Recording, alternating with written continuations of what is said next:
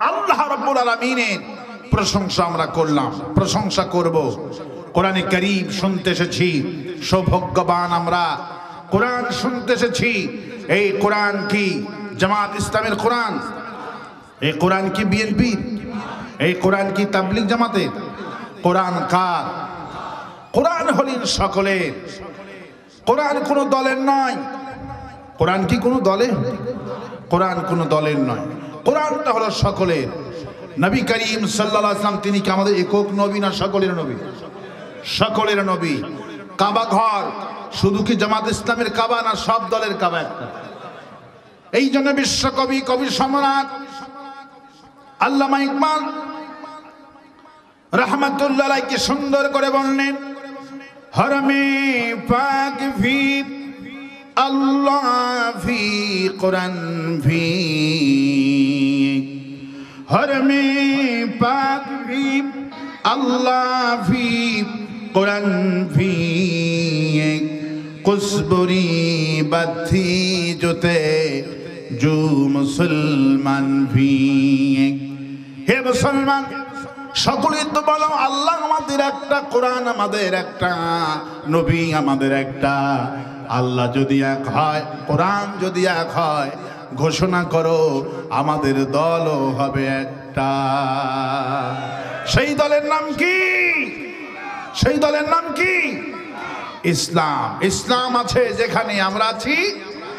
ইসলামী দল কথা ছিল, হওয়ার কথা ছিল একটা। আল্লাহ পাক যেহেতু একটা, কোরআন যেহেতু একটা, নবী যেহেতু একটা, দল হওয়ার কথা ছিল একটা। কিন্তু বর্তমান বাংলাদেশে দল হলো 80টি। ইসলামী দলের সংখ্যা হলো 80টি। তাবলীগ জামাতের মধ্যে 2 গ্রুপ, 7 গ্রুপ আর জুবাইর গ্রুপ। ঠিক কিনা বলে? 2 দলে প্রচন্ড সন্ত্রাসীর মতো মারামারি লেগে, 7 পন্থী মারামারি লেগে জুবাইর পন্থীদেরকে হত্যা করলো 5 জনকে, 80 জন হাসপাতালে। ঠিক কিনা বলে? কওমি দেওবন্দ এদের মধ্যে হলো 21 গ্রুপ। কয়টা গ্রুপ? 21 গ্রুপ। মামুনুল হকের একটা দল, ইসলামী ঐক্য জোট একটা, খেলাফত মজলিস একটা, সরমনায় একটা, মুফতি আমিনী একটা, মুফতি ইজহার একটা। এইরকম করে কওমি আলিমদের মধ্যে 21 ভাগ। কত ভাগ? 21 ভাগ। বর্তমান পৃথিবীতে, বর্তমান বাংলাদেশে একটা দলে কোনো গ্রুপিং নাই। সেই দলের নাম কি? কোন দল? একটা দলে খোঁজ নিয়ে দেখেন, ওই দলে কোনো গ্রুপিং নাই। আল্লাহু আকবার বলে। এই দলের মতো আল্লাহ পাক সমস্ত দলকে কবুল করুন। আর আস্তে কোন আমিন, আর আস্তে কোন আমিন। কোরআন শুনতে এসেছি। কি শুনতে এসেছি? কোরআনে কারীম শুনতে এসেছি। আমরা কোরআন শুনবো। আমি আজকে কোরআনে কারীমের সবচেয়ে ছোট সূরা 112 নম্বর সূরা থেকে আলোচনা করার ইচ্ছা পোষণ করেছি। সবচেয়ে ছোট সূরা। এই সূরা এমন একটি সূরা আমি বেছে নিলাম, এখানে এমন কোন দর্শক পাওয়া যাবে না যার পেটে আল্লাহ রাব্বুল আলামিন এই সূরা দান করেননি। সবার মুখস্থ আছে। সুবহানাল্লাহ বলে। তাহলে বলেন তো কোন সূরা হতে পারে? এখানে এমন কেউ নাই যার এই সূরা মুখস্থ নাই। সূরাতুল ইখলাস মুখস্থ আছে না আপনাদের? আমি আজকে ছোট্ট সূরা থেকে তাফসীর করে আপনাদেরকে শোনাবো। সূরা কুলহু। সূরা কি সূরা বলেন তো? এই সূরা আপনাদের মুখস্থ আছে না? কুলহু সূরা। ইখলাস না বুঝলেও কিন্তু কুলহু সূরা ঠিকই বুঝে। ঠিক কিনা বলে? আমি আর মোটেই কথা বাড়াবো না, আমার সাথে সবাই একযোগে পড়েন। আউযু বিল্লাহি মিনাশ শাইতানির রাজীম। বিসমিল্লাহির রহমানির রহিম। কুল হুয়াল্লাহু আহাদ আল্লাহুস সামাদ লাম ইয়ালিদ ওয়া লাম ইউলাদ ওয়া লাম ইয়াকুল লাহু কুফুয়ান আহাদ। সুবহানাল্লাহ। আল্লাহ পাকের হাবিব যখন কালিমার দাওয়াত নিয়ে পার্লামেন্টের সামনে গেলেন, দারুন নাদওয়া পার্লামেন্টে গেলেন, যেদিনে সূরাটা নাজিল হয়, নাজিল হওয়ার আগে রাসূল করিম সাল্লাল্লাহু আলাইহি সাল্লাম দারুন নাদওয়া আবু জাহেলের পার্লামেন্টে দেখাই চলে গেছে। সব নবীর দাওয়াত ছিল একটি, লা ইলাহা ইল্লাল্লাহ ইব্রাহিম খলিলুল্লাহ, লা ইলাহা ইল্লাল্লাহ মুসা কালিমুল্লাহ, লা ইলাহা ইল্লাল্লাহ ঈসা রূহুল্লাহ, লা ইলাহা ইল্লাল্লাহ মুহাম্মাদুর রাসূলুল্লাহ। সব নবীর দাওয়াত ছিল একটি, ইয়া কওমি ইবুদুল্লাহ মা লাকুম মিন ইলাহিন গায়রু, হে আমার জাতীয় শাখ আল্লাহর গোলামি করি। নবীর আল্লাহর দাওয়াত দিয়েছেন, তিনি ছাড়া কোনো ইলাহা নাই। রাসূলুল্লাহ যখন পার্লামেন্টের সামনে গিয়ে জিকির করছেন, লা ইলাহা ইল্লাল্লাহ, জোরে লা ইলাহা ইল্লাল্লাহ মুহাম্মাদুর রাসূলুল্লাহ। নবীজির জিকির শুনে সংসদ থেকে সব নেতারা বেরিয়ে চলে আসলেন, এসে বলেন, মুহাম্মদ সাল্লাল্লাহু আলাইহি সাল্লাম, বাবা ভাতিজা তুমি কার নামে জিকির করছো, কার দাওয়াত দিচ্ছ? নবীজি বলছেন, আমি দাওয়াত দিচ্ছি কুল হুয়াল্লাহু আহাদ, সুবহানাল্লাহ বলেন, যিনি ছাড়া কোনো ইলাহা নাই, তিনি একজন। কয়জন? রাসূল করিম সাল্লাল্লাহু আলাইহি সাল্লামের দাওয়াত শুনে কাফিরগুলি প্রস্তাব করলো, মুহাম্মদ সাল্লাল্লাহু আলাইহি সাল্লাম, বাবা ভাতিজা আমাদেরকে কে বানিয়েছেন, কে বানিয়েছেন আমাদেরকে? রাসূল বলছেন, আমাদেরকে বানিয়েছেন আল্লাহ। কে বানিয়েছেন? খলাকাল ইনসান, মানুষ সৃষ্টি করেছে আমি আল্লাহ। কে মানুষ বানিয়েছেন? আরো আস্তে করে, এত আস্তে বলছেন কেন? কে বানিয়েছেন? আল্লাহ পাকের নাম নিতে শরম হয়, লজ্জা হয়।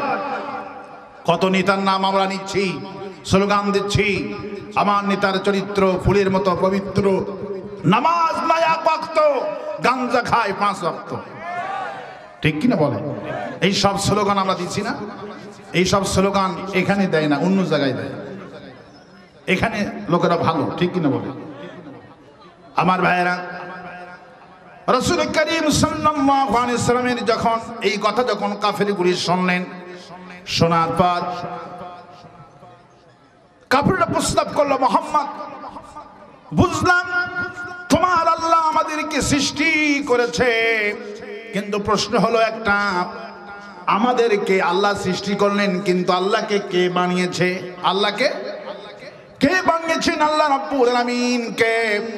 এই প্রশ্ন যখন করলেন, নবী আমার চুপ করে বসে আছেন। ওমা ইয়ানতিকু আনিল হাওয়া, নবী আমার কোনো কথা বলেন না যতক্ষণ না কে ওহী নাজিল করে। আমার নবীজি চুপ করে বসে আছেন। জিবরাইল আমিন, ইয়া রাসূলুল্লাহ, হে কোনো টেনশন করবেন না, আল্লাহ রাব্বুল আলামিন আপনার ওই কাফেরদের প্রশ্নের জবাবে সূরা ইখলাস আমাকে দিয়ে আপনার কাছে পাঠিয়েছেন, জবাব দিয়ে দেন। কুল হুয়াল্লাহু আহাদ, বলেন সবাই, কুল হুয়াল্লাহু আহাদ আল্লাহুস সামাদ লাম ইয়ালিদ ওয়া লাম ইউলাদ ওয়া লাম ইয়াকুল লাহু কুফুয়ান আহাদ। বলো, আল্লাহ এক, তিনি অদ্বিতীয়, তার কোনো শরীক নাই, তিনি সমাদ, তিনি মুখবিক্ষীহীন, তাকে কেউ জন্ম দেয়নি, তিনিও কাউকে জন্ম দেয়নি। আকাশ আর জমিনে আল্লাহর সমকক্ষ কেউ নাই। কোন সুবহানাল্লাহ। নবী করিম সাল্লাল্লাহু আলাইহি সাল্লাম বললেন, এই সূরা যদি রাতের বেলায় কেউ 3 বার পড়তে পারে, কয়বার? কোন মানুষ যদি রাতের বেলায় 3 বার পড়ে ঘুমায়, আল্লাহ রাব্বুল আলামিন ওই বান্দা কি পুরা কোরআন শরীফ খতম করলে যে সওয়াব, আল্লাহ পাক সেই সওয়াব আমলনামায় দিয়ে দিবে। আরো আস্তে কোন সুবহানাল্লাহ, আরো আস্তে কোন সুবহানাল্লাহ। কত বড় ফজিলতের সূরা এটা চিন্তা করেন।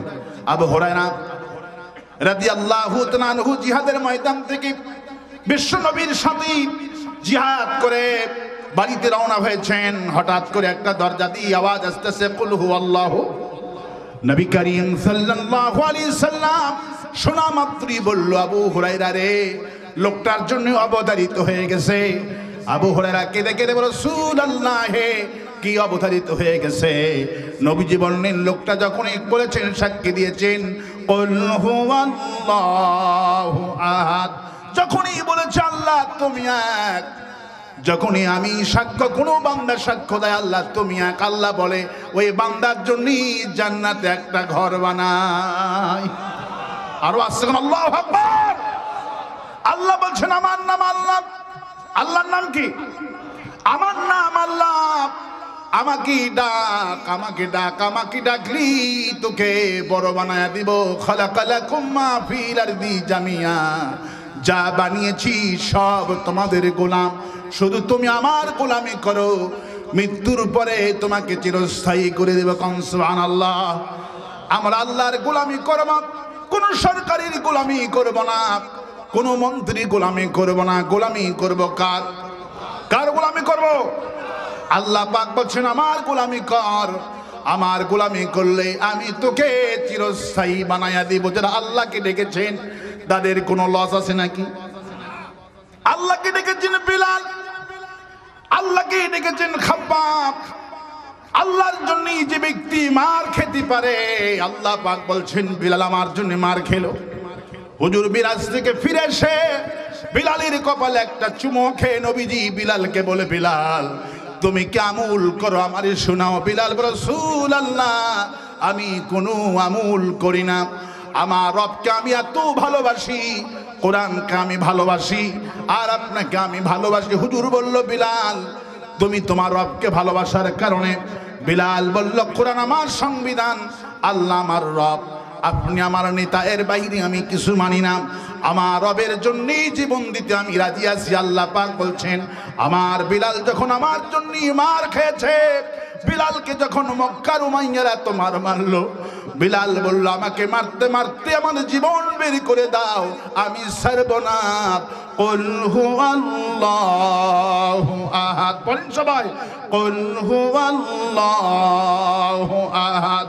আমি ছাড়ব না, আমি লাত মানাতের পূজা করব না। বিলালকে মারা হলো, বিলালকে মারতে মারতেই বিলালের পায়ে রশি লাগানো হলো, বিলালকে দুটি রুটের সাথে বেঁধে মরুভূমিতে ঘোরানো হলো।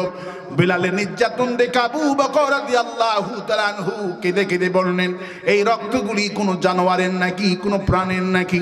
একজন সাহাবী বলল, এই রক্তগুলি কোনো প্রাণের নয়, এই রক্ত হলো একজন কালো গোলাল, বাড়ি হলো আফ্রিকাতে, এসেছেন মক্কায় ইসলাম গ্রহণ করার অপরাধে, আল্লাহকে রব বলার অপরাধে। বিলালের দুই পায়ে রশি লাগায়া সারাটা দিন মরুভূমিতে ঘুরায়, বিলালের শরীরগুলি থেতলে হয়ে গেল, গায়ে থেকে সমস্ত রক্ত বালুগুলি ভিজে গেল। আবু বকর প্রস্তাব দিলেন উমাইয়াকে, উমাইয়ার শোন, আমি তোকে এতগুলি টাকা দেব, উমাইয়া তুই বেচবি নাকি এই বিলালকে বল। উমাইয়া অনেক চারা দাম চেয়ে বসলো। আমার ভাইরা, উমাইয়া যত টাকা চাইলো আবু বকর বাড়িতে চলে গেলেন, সব টাকা এনে উমাইয়ার হাতে দিয়ে বললেন আমাকে বিলাল দে। উমাইয়া বলে, আবু বকর আমি শুনেছি আপনার মতো জ্ঞানী মানুষ এই মক্কাতে আর কেউ নাই, কিন্তু আজ আমার কাছে মনে হলো আপনার মতো বোকা আর কেউ নাই। এই বিলালকে খরিদ করলেন এত টাকা দিয়া, বিলালকে দিয়ে কোন কাজে লাগাবেন? হাড় হাড্ডি সব বুড়া করে ফেলে দিয়েছি, বিলালকে কোনো ব্যবসার কাজে লাগাবেন, কথাও ভালো বলতে পারে না। যেই জিহ্বা দিয়ে আমার আল্লাহকে ডেকেছে, ওই জিহ্বাটি কয়লা এনে বিলাল যখন বলে আহাদ আহাদ, আমি সাক্ষ্য দিচ্ছি আমার এক রব, বিলালের জিহ্বার উপরে অগ্নিকুণ্ড এনে জিহ্বায় দিয়ে দিলেন, বিলালের গর্ত হয়ে গেল জিহ্বা।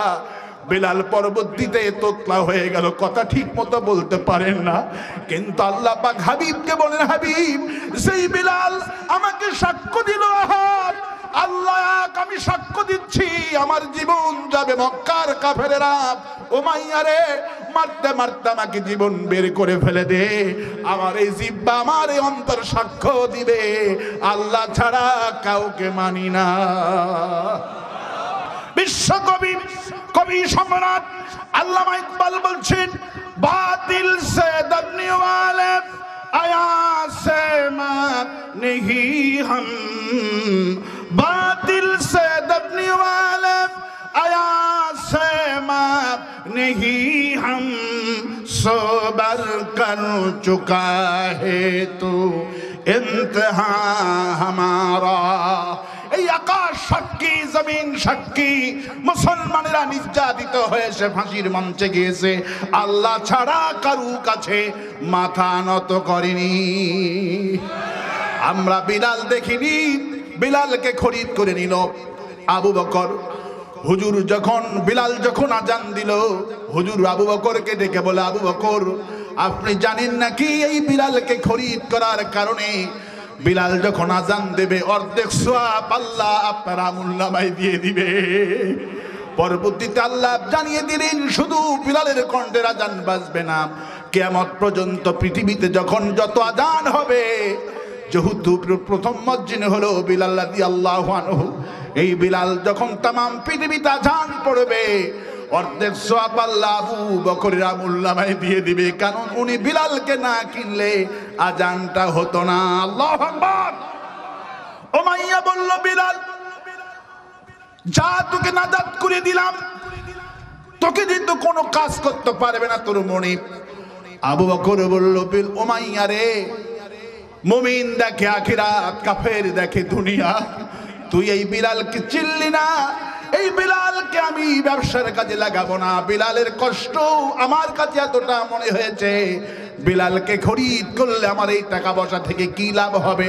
আল্লাহ পাক বলেন, ইন্নাল্লাহ আশতারা মিনাল মুমিনিনা আনফুসাহুম ওয়া আমওয়ালাহুম বিআন্না লাহুমুল জান্নাহ। নিশ্চয় মুমিনের জান আর মাল আমি আল্লাহ খরিদ করে নিয়েছি, আর বিনিময় মুমিনদেরকে আমি আল্লাহ জান্নাত নসিব করে দিয়ে দিব।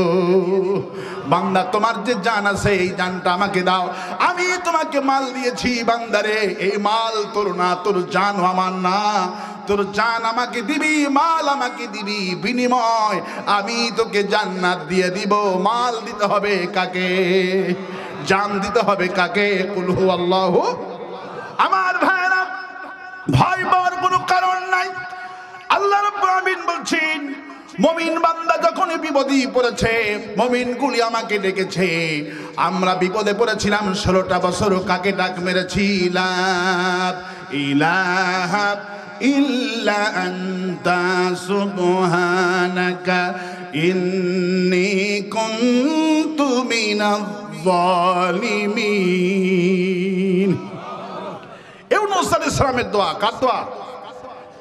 ইউনূস আলাইহিস সালামের দোয়া।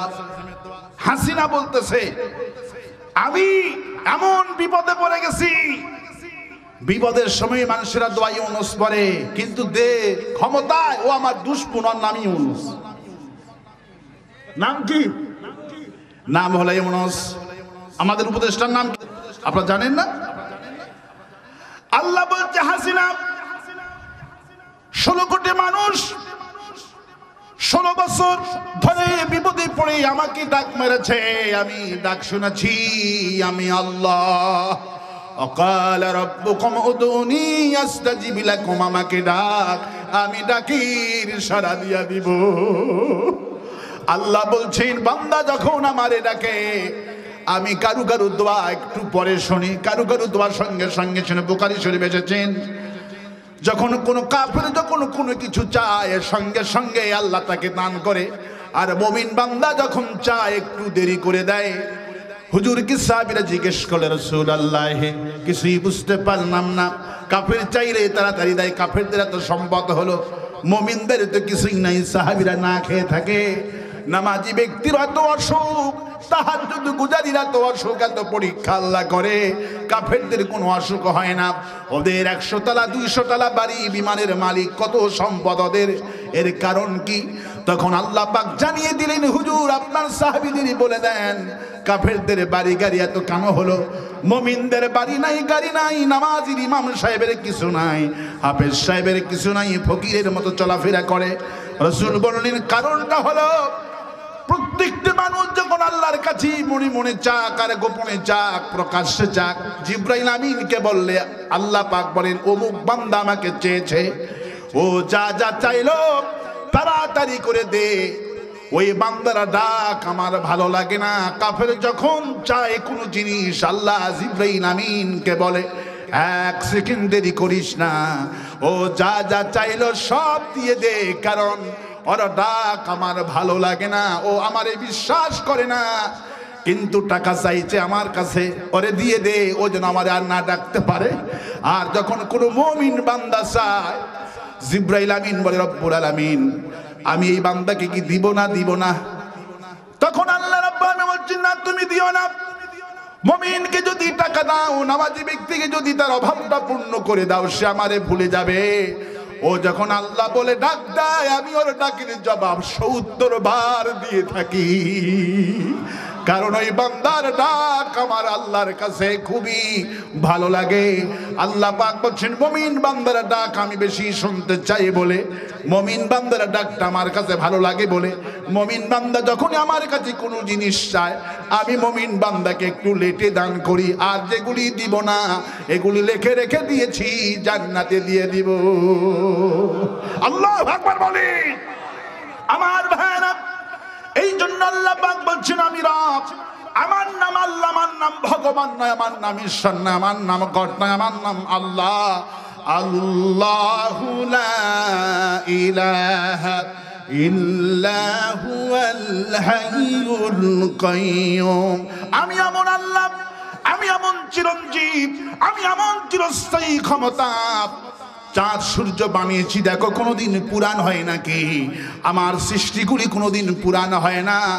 চাঁদ বানালো কতদিন হয়ে গেল, সূর্য বানালো কতদিন হয়ে গেল, সূর্য কোনোদিন পুরান হয়েছে নাকি? আল্লাহ বলছে আমি যেমন চিরস্থায়ী, আমার সৃষ্টির দিকে তাকাও, এগুলো কোনোদিন পুরান হয় না। চাঁদ সূরজ কোনোদিন পুরান হয় না। আল্লাহু আকবার। যেইভাবে সৃষ্টির থেকে, যেদিন থেকে সূর্য আলো বিকরণ করছেন, চাঁদ যেভাবে আলো ছড়িয়ে দিচ্ছেন, আজ পর্যন্ত সূর্য কোনোদিন পুরা হয়ে যায় না, সূর্য কোনোদিন পুরাতন হয়ে যায় না।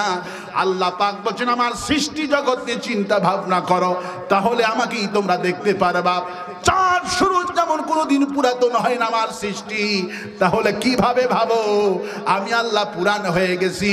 আমি যেমন আল্লাহ তেমনই আছি, তেমনই থাকবো। আল্লাহু আকবার। দুনিয়ার সবাই হলো ক্ষণস্থায়ী, সবাই হলো ক্ষণস্থায়ী, কিন্তু এরা ক্ষমতার মহিপুরি বোঝে না। এরা মনে করে ক্ষমতাই আমার চিরস্থায়ী, ক্ষমতাই আমাকে বাঁচাবে। এই জন্য মরণ কামড় দিয়ে ক্ষমতা ধরে রাখার চেষ্টা করে, কিন্তু এরা কেউ চিরস্থায়ী নয়। চিরস্থায়ী আমি আল্লাহ। আমাকে যারা ডাকবে এরাই হবে চিরস্থায়ী, আমি হলাম চিরস্থায়ী। আর আমাকে যারা ডাকবে, আমার যারা গোলামি করবে, এরাই হবে চিরস্থায়ী। খাব্বাব মরে গেছে, বিলাল মরে গেছে, বিলালের নাম সারা পৃথিবীর মুসলমান জানে। আমার দেশে শাহজালাল মরে গেল, শাহপরান মরে গেল।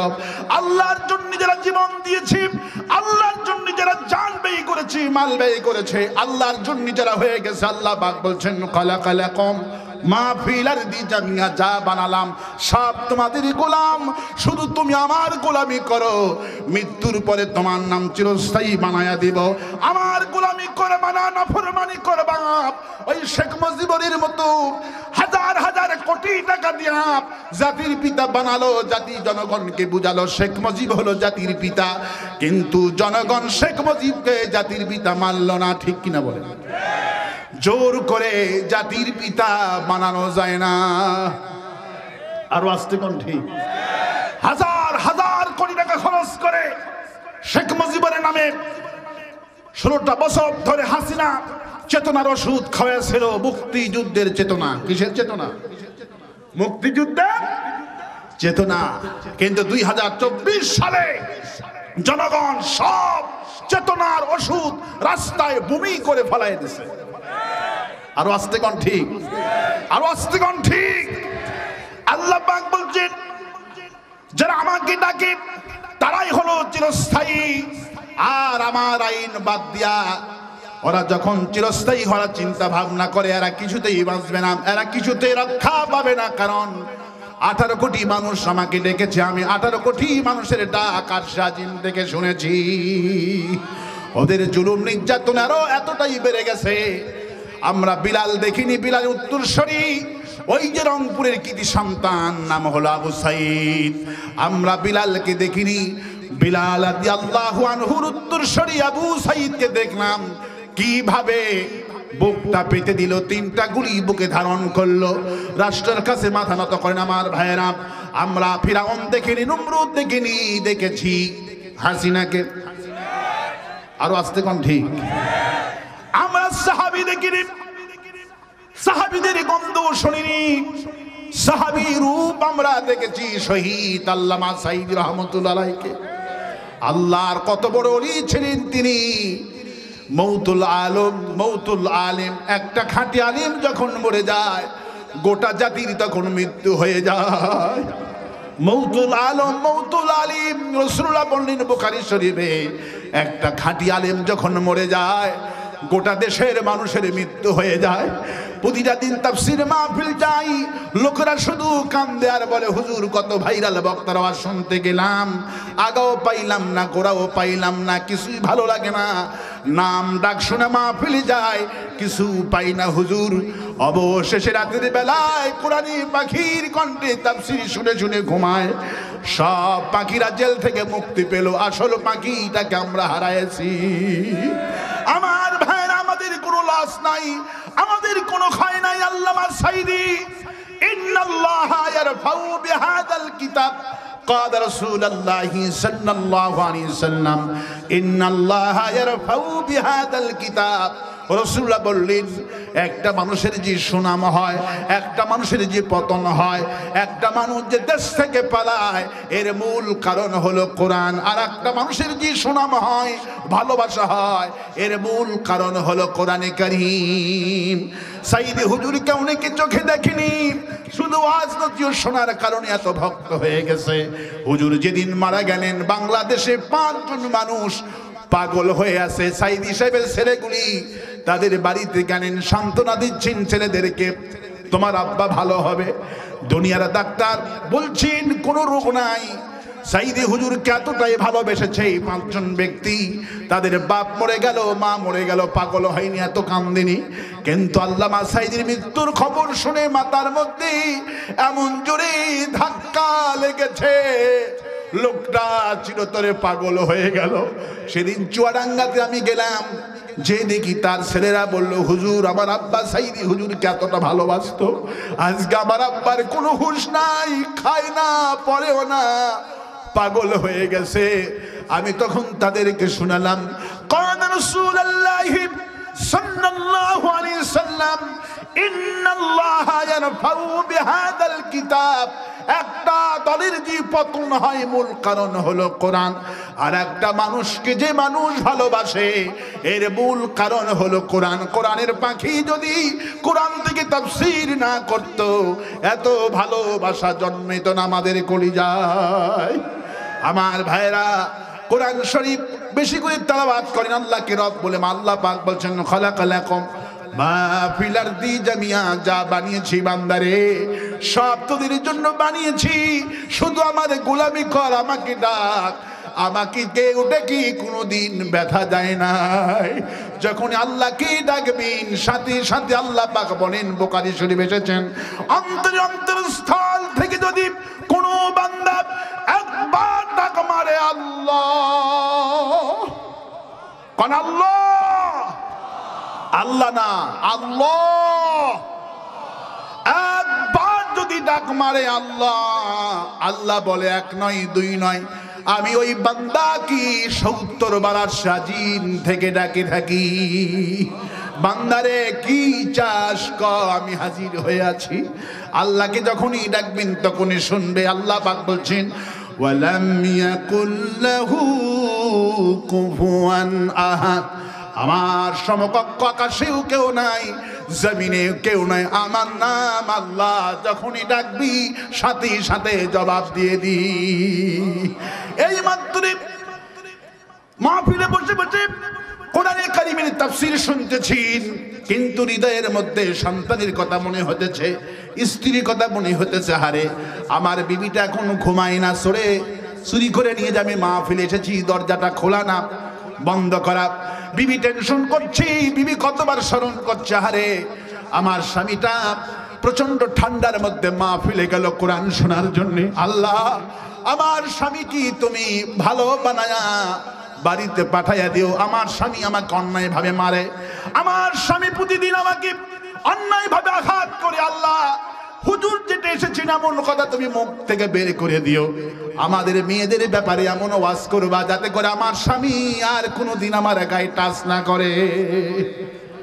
মেয়ে কিন্তু বাড়িতে বসে বসে বিবি এই দোয়া করছে, আল্লাহ আজকে আমার স্বামী তো মাহফিলে গিয়েছে, মাবুদ গো আমার স্বামীকে তুমি হিদায়াত নসিব করে দিও। কোন আমি বিবি স্মরণ করছে স্বামীকে, স্বামী স্মরণ করছে তার বিবিকে, সন্তান স্মরণ করছে তার মাকে, মা সন্তানের জন্য দোয়া করছে, হারে আমার সন্তানটা এত ছোট মাহফিলে গেল, না জানি কি গাড়ি পাই না, কেমনে আসবে। মা স্মরণ করছে তার কলিজার টুকরা সন্তানকে।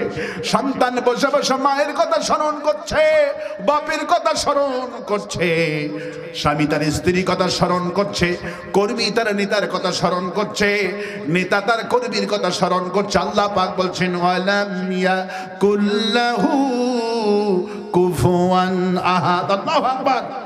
এটি হলো আমি আল্লাহর সঙ্গে পার্থক্য। আমার সমকক্ষ আকাশেও কেউ নাই, জমিনেও কেউ নাই।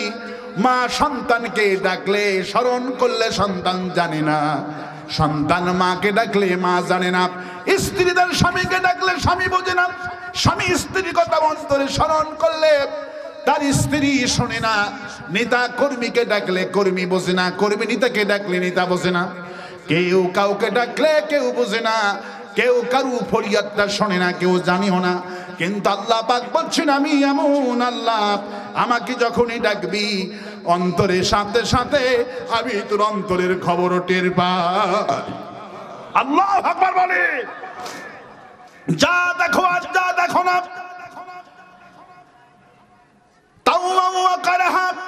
আমি এমন আল্লাহ, আমি এমন রব, আমার সামনে যা দেখো। আল্লাহ পাক বলে ফাগায়রা দীনিল্লাহি ইয়াবগুন ওয়ালাহু আসলামা মান ফিস সামাওয়াতি ওয়াল আরদি তাওআন ওয়া কারহা ওয়া ইলাইহি তুরজাউন। আমার দল বাদ দিয়ে অন্য দল করো, অন্য মানুষের প্রশংসা করো, অথচ আকাশ আর জমিনে যা দেখো আর যা দেখো না বান্দা সবগুলি আমার দল করছে, আমার আইন মানছে। আল্লাহু আকবার বলেন, যা দেখো আর যা দেখো না, যা দেখতে পাচ্ছ দুই চোখে আর যেগুলি গোপন হয়ে আছে বান্দারে সবগুলি আমার সামনে মাথা নত করে দিয়েছে। তোমরা আমার দল বাদ দিয়ে অন্য দল করছো, অথচ যা দেখো আর যা দেখো না সবগুলি আমার আইন মানছে। আল্লাহ পাক আগে দৃষ্টান্ত দিচ্ছেন, বান্দা আগে তোমাদের কামে শাস্তি দিব না। আগুনের দিকে তাকাও, ইব্রাহিম আলাইহিস সালাম আমাকে ডাকলো আমার গোলামি করার কারণে, নমরুদ পার্লামেন্ট আইন পাস করলো, ক্বালু হাররিকুহু ওয়ানসুরু আলিহাতাকুম। ইব্রাহিম আলাইহিস সালামকে অগ্নিকুণ্ডের মধ্যে পুরাতে হবে। ইব্রাহিম আলাইহিস সালামকে পার্লামেন্টে 990 জন পার্লামেন্ট সদস্যরা আমার জাতির পিতাকে পুরানোর জন্য আগুন পাস করলো। ইব্রাহিম আলাইহিস সালামের অপরাধটা কি ছিল বলেন? লা ইলাহা ইল্লাল্লাহু ইব্রাহিমু খলিলুল্লাহ। একটু জিকির করেন, লা ইলাহা ইল্লাল্লাহু মুহাম্মাদুর রাসূলুল্লাহ। যখনই আল্লাহর নাম নেবেন যখন আল্লাহর দাওয়াত দিবেন কেউ আপনাকে আস্ত রাখবে না, তখনই মারা হবে, মামলা দেওয়া হবে। আল্লাহ পাক বলে ওয়ামা নাকামু মিনহুম ইল্লা আইয়ুমিনু বিল্লাহিল আজিজিল হামিদ। এই লোকগুলিকে কেন ফাঁসিতে মারছে? কেন কাদের মোল্লাকে ফাঁসি দিয়ে মারলো? কেন আল্লামা সাইদি কি 12টা বছর জেলখানায় বন্দি করলো? কারণ কি? ওয়ামা নাকামু মিনহুম ইল্লা আইয়ুমিনু বিল্লাহিল আজিজিল হামিদ। এই লোকগুলি রে মারে, এই লোকগুলি আমার দল করে, আমার প্রতি মানান, সেটি তাদের অপরাধ। ওরা যদি আল্লাহর প্রশংসা বাদ দিয়ে শেখ মুজিবের প্রশংসা করত আর আওয়ামী লীগের প্রশংসা করত, এক সেকেন্ড জেলখানায় থাকতো না। আল্লাহ বলছে মারে আমার প্রশংসা করার কারণে। ঠিক কিনা বলে? যদি একটা শব্দ জামাত নেতারা বলতো জয় বাংলা, কি বলতো? একটা শব্দ যদি বলতো জয় বাংলা, বলতো এটা আমার দলের লোক। ঠিক কিনা বলে? কিন্তু এই শব্দ বলা হারাম। জয় বাংলা আমরা কখনো বলবো না, আমরা বলবো আলহামদুলিল্লাহ। খাবার শেষে বিসমিল্লাহ, শুরুতে বিসমিল্লাহ, শেষে কি বলবো? আলহামদুলিল্লাহ। বিজয় যখনই দিবে কার প্রশংসা আদায় করবো? কিন্তু আর আল্লাহর প্রশংসা মুঠেই করে না। আল্লাহ পাক বলছেন কেন মারে? মারে এই জন্যই ওরা সাক্ষ্য দেয় কুল হুয়াল্লাহু, আল্লাহ তুমি এক, তোমার আইন ছাড়া এই সমাজে শান্তি হবে না, এই জন্যই ওদেরকে মারে। আমার ভাইরা, আমার বন্ধুগণ, আল্লাহ পাক বুঝাচ্ছেন বান্দারে আমি এমন আল্লাহ, আমি এমন রব, যা দেখো আর যা দেখো না সব আমার আইন মানে। আমার জাতির পিতার হাত বাঁধা হলো, পা বাঁধা হলো। আমার জাতির পিতা এমন সেই সময় ছিল গোটা জাতি একদিকে, কোনো লোক লস্কর ইব্রাহিমের পক্ষে নাই। আজকে আমাকে যদি কেউ মারে আমার পক্ষে অনেকগুলি লোক এখানে পাওয়া যাবে। কিন্তু ইব্রাহিম আলাইহিস সালাম এমন সিচুয়েশন পড়েছিলেন আমার ভাইরা, ইব্রাহিম আলাইহিস সালামকে যখন মারা হলো, ফাঁসির দিন নির্ধারণ করা হলো, দিনের বেলায় 10টা 1 মিনিটে যেই কাদের মোল্লাকে ফাঁসি দিয়েছে, বুখারী শরীফে এসেছেন প্রতিটি জালিমগুলি নমরুদ থেকে শিক্ষা গ্রহণ করেছে। নমরুদ দিনের বেলায় 10টা 1 মিনিটে আমার জাতির পিতা ইব্রাহিম আলাইহিস সালামকে আল্লাহর দল করার কারণে, আল্লাহর প্রশংসা করার কারণে আমার জাতির পিতা ইব্রাহিম আলাইহিস সালামকে ইয়ামিন থেকে রশি আনা হলো, রশি এনে হাত বাঁধা হলো, পা বাঁধা হলো। আমার ইব্রাহিম আলাইহিস সালামকে বাঁশ ঢুকে দিলেন, 3 কিলোমিটার আগুন জ্বালানো হলো, 10 লক্ষ মানুষের স্টেডিয়াম তৈরি করা হলো। বিশাল বড় কাহিনী, আমি এই দিকে আর যাব না, শুধু আল্লাহর ক্ষমতা বুঝাচ্ছে আমার ভাইয়েরা। আমরা এমন আল্লাহর প্রশংসা করতে বসেছি যার কাছে তাম পৃথিবী অচল হয়ে যাবে। আল্লাহ পাক বলছেন তাও ওয়াকারাহা, আমি এমন আল্লাহ, আমি এক, আমার আইন পৃথিবীর সবাই মেনে চলে। ইব্রাহিম আলাইহিস সালামের হাত বাঁধা হলো, পা বাঁধা হলো, হাত পায়ের মধ্যে লাঠি দিয়া প্রযুক্তি দিয়ে আগুনে খণ্ডের মধ্যে ফালা হলো। আল্লাহ সহ্য করতে পারলেন না, আগুনের প্রতি নোটিশ করে দিলেন কুন্না ইয়া নারু কুনি বারদাও ওয়া সালামান আলা ইব্রাহিম। হে আগুন, আমি তোকে হুকুম করছি সালামান আলা ইব্রাহিম, আমার ইব্রাহিমের জন্য নিরাপত্তা, আরামদায়ক, ঠান্ডা হয়ে যা। আল্লাহু আকবার। যদি আল্লাহ সালামান শব্দ উচ্চারণ না করতেন, ইব্রাহিম আলাইহিস সালাম ফ্রিজ হয়ে যেত, ডিপ হয়ে যেত। ফ্রিজের 2টা পা, উপরেরটা হলো ডিপ, নিচেরটা হলো নরমাল। ঠিক কিনা বলে? ডিপে যদি গোশত রাখেন, মাছ রাখেন, বরফ হয়ে যায়, জমে যায়। আল্লাহ পাক ইব্রাহিম আলাইহিস সালামকে আগুন কেমন শব্দ চয়ন করলেন, সালামান আলা ইব্রাহিম, আমার ইব্রাহিমের উপরে আরামদায়ক, নিরাপত্তা, ঠান্ডা হয়ে যা। আল্লাহু আকবার বলে, এয়ার কন্ডিশন হয়ে যা। 10 লক্ষ জনগণ হাতে তালি মারবে, মিষ্টি বিতরণ করবে। কারণ ইব্রাহিম আলাইহিস সালামকে যদি, এই লোকটাকে যদি আজকে ফাঁসি দিয়ে আগুনে পুরানো যায়। আমরা 1700 বছর ক্ষমতায় ছিল নমরুদ বেটা, কত বছর? 1700 বছর ক্ষমতায় ছিল। আর তাম পৃথিবীর নমরুদের ভক্তরা ওদের সন্তানগুলি দীর্ঘস্থায়ী ক্ষমতায় পেতে চায়। বুখারী শরীফে এসেছেন নমরুদ 1700 বছর ক্ষমতায় ছিল, ক্ষমতায় যে যায় ক্ষমতা ছাড়তে চায় না। কিন্তু আল্লাহ পাক বলছেন আমি যখন হুকুম করলাম আগুনটা এমন ফুলের বাগান হয়ে গেল, সবার মাথাটা নত হয়ে গেল। নমরুদ আগুনকে ডাক দিয়ে বলে আগুন রে, গোটা জাতি মিলে পূজা করলাম, তোর জ্বালানি শক্তি কমে গেল নাকি? তোর অবস্থাটা এমন হলো কেন? আব্দুল্লাহ ইবনে আব্বাস রাদিয়াল্লাহু তাআলা আনহু নতুন একটা তথ্য দিয়েছে বুখারী শরীফে, আমি নতুন তথ্য পেয়েছি, জীবনে এই তথ্যটা পাইনি। ইবনে কাসির এই তথ্যটা নিয়ে এসেছেন, আশ্চর্য হয়ে গেলাম আমার ভাইয়েরা। ইব্রাহিম আলাইহিস সালাম তো ফুলের বাগান হয়ে গেল, নমরুদ যখন বলল আগুন রে তোর কি হলো, তোর শক্তিটা কমে গেল কেন?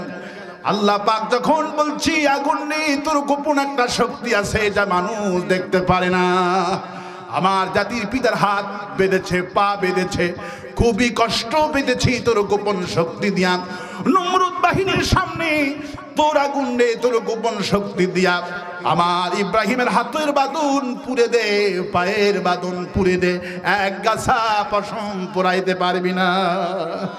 আব্বাস রাদিয়াল্লাহু তাআলা আনহু বললেন ইব্রাহিম আলাইহিস সালামের আগুন তার শক্তি দিয়া, তার নিজস্ব শক্তি দিয়ে হাতের বাঁধন পুড়ে দিলেন, পায়ের বাঁধন পুড়ে দিলেন, ইব্রাহিম আলাইহিস সালামের একটা লোম পুড়াইতে পারল না। বিশ্বকবি কবি সম্রাট আল্লামা ইকবাল বলেন আজ ভি হব জু ইব্রাহিম কা ইমাম পয়দা, আজ ভি হব জু ইব্রাহিম কা ইমাম পয়দা कर सकती है एक अंदाज़े गुलिस्ता पैदा। ইব্রাহিমের ঈমান যদি আজও কারো থাকে, ইব্রাহিম আলাইহিস সালাম অগ্নিকুণ্ডে যাওয়ার আগ পর্যন্ত কারো কাছে সাহায্য চাই নাই। জিবরাইল আমিন এসে বলছেন আমার কাছে 600 পাকা আছে, আমার কাছে সাহায্য চাও। ইব্রাহিম বলছেন না, আমি তো কেমন কোন অন্ধ আল্লাহর ইবাদত করি না যিনি তার বান্দাকে দেখতে পান না। কোন সুবহানাল্লাহ।